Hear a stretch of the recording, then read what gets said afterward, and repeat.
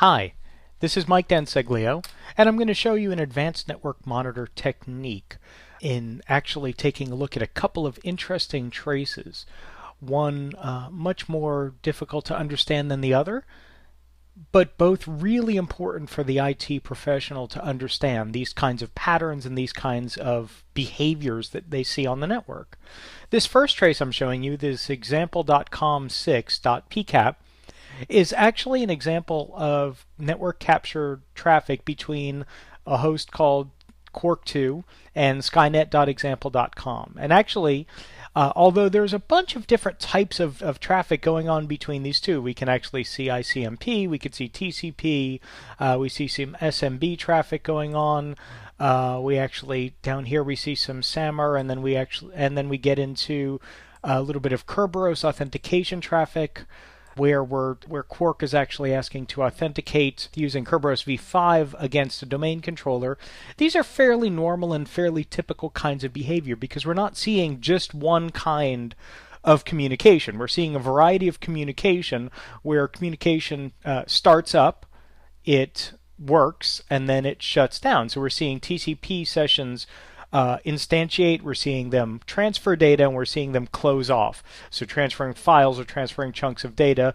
In this particular case of these sets of Kerberos traffic, what we're seeing is Quark2 is asking for authentication and receiving authentication and then moving on to communicate. That's fairly typical and fairly normal when we look at communication on the network. And I want to compare that for you with something like an IP fragmentation attack, which is a very, very different look and feel. So I'll click here, and I've preloaded an IP fragmentation attack.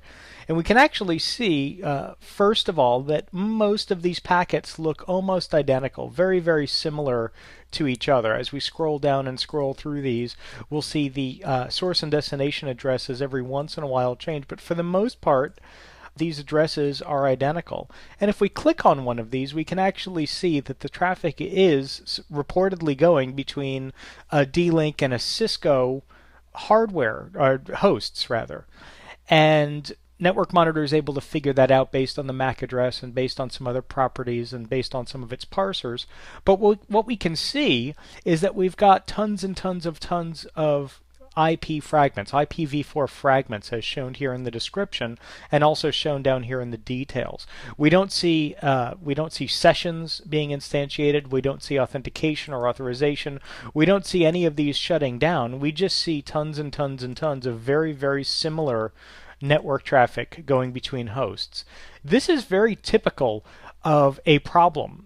And this may be, in this particular case, it's an IP fragmentation attack. It's an intentional attack by a malicious attacker, but it may be a malfunctioning piece of hardware. Maybe this Cisco piece of hardware that we've described here is actually malfunctioning or has a bad piece of firmware on it, and it's just sending the same packet out over and over and over again.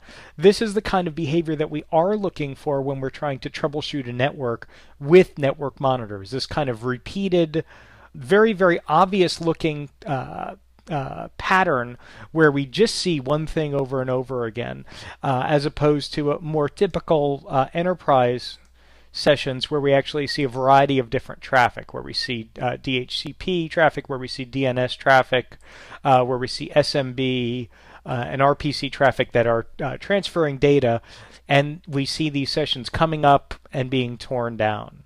So hopefully that gives you an interesting first perspective into how to use Network Monitor in order to take a look at your network and do a real basic analysis of, are things going as planned or as expected or in a relatively normal way, or are there things that maybe I should take a further look at and possibly analyze to see if I'm undergoing an attack or possibly have some malfunctioning or misconfigured hardware out there.